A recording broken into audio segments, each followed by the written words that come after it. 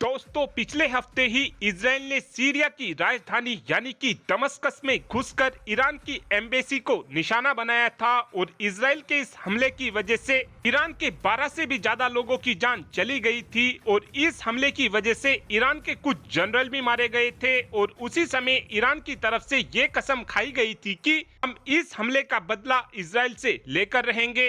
लेकिन अभी तक भी ईरान की तरफ से इजराइल के ऊपर कोई कार्रवाई नहीं की जा रही थी। इस बात के पीछे सबसे बड़ा कारण ईद को बताया जा रहा था, क्योंकि ईरान की तरफ से ये प्लानिंग की गई थी कि जैसे ही ईद खत्म हो जाएगी उसके तुरंत बाद ही हम इजराइल के ऊपर हमला कर देंगे। और कल ही एक रिपोर्ट के दौरान बताया जा रहा था कि ईरान की तरफ से आने वाले 24 से 48 घंटों के अंदर अंदर ही इजराइल पर हमला कर दिया जाएगा। और इस हमले को करने के लिए ईरान ने तो इजराइल की तरफ 100 मिसाइलों को मोड़ रखा है। और ईरान की इस कार्रवाई को देखते हुए जब जो बिडेन से एक इंटरव्यू के दौरान ये पूछा गया कि अगर ईरान की तरफ से इजराइल के ऊपर हमला कर दिया जाता है तो क्या अमेरिका इजराइल का साथ देगा या फिर नहीं, तो इस बात का जो बिडेन की तरफ से ये जवाब दिया गया था कि हम ईरान को साफ संदेश देना चाहते हैं कि ईरान इजराइल पर हमला करने के बारे में बिल्कुल भी ना सोचे। और अगर ईरान की तरफ से इजराइल के ऊपर कोई भी कार्रवाई की जाती है तो उस कंडीशन में हम भी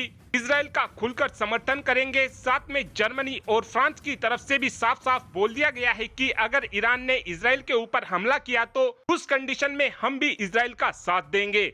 और इस घटना के बीत जाने के बाद सुबह ये खबर भी निकलकर सामने आई थी कि इजराइल के नॉर्थन एरिया में एक बड़ा हमला हुआ है। इस हमले के दौरान इजराइल के ऊपर बहुत से रॉकेट दागे गए हैं और ऐसा लग रहा था कि ये हमला ईरान की तरफ से किया गया है। लेकिन बाद में ये बात पता चली कि इस हमले को हिजबुल्लाह की तरफ से अंजाम दिया गया है और जितने भी रॉकेट हिजबुल्लाह की तरफ से इजराइल के ऊपर दागे गए थे उनमें से ज्यादातर रॉकेटों को इजराइल के आयरन डोम डिफेंस सिस्टम ने मार गिराया था।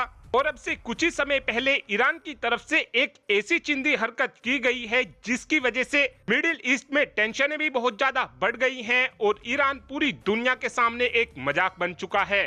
दरअसल हुआ कुछ ऐसा है कि एक जहाज स्टेट ऑफ हरमुज से गुजर रहा था, वहां पर फिर अचानक से IRGC के कमांडो आ जाते हैं और ये कमांडो इस जहाज पर कब्जा कर लेते हैं। और इस समय इस जहाज को ईरान के कमांडो ईरान के अंदर ले गए हैं और इस जहाज का नाम MC एराइस है।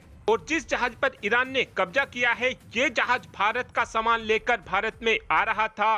और इस जहाज के अंदर 17 क्रू मेंबर भारतीय थे, 2 पाकिस्तानी थे, 1 रशियन था और कुछ संख्या में इस जहाज पर फिलीपींस के नागरिक भी थे। इन सभी को इस समय ईरान ने पकड़ लिया है। लेकिन अब सवाल ये उठता है कि ईरान की तरफ से ये चिंदी हरकत की क्यों गई है। इस बात के पीछे कारण यह बताया जा रहा है कि जो ये MSC एराइज नाम का जहाज था, इस जहाज के ऊपर पुर्तगाल का झंडा लगा हुआ था और ईरान का कहना है कि इस जहाज का जो ओनर है वो एक इजरायली नागरिक है, इसीलिए ही हमने इस जहाज पर कब्जा किया है।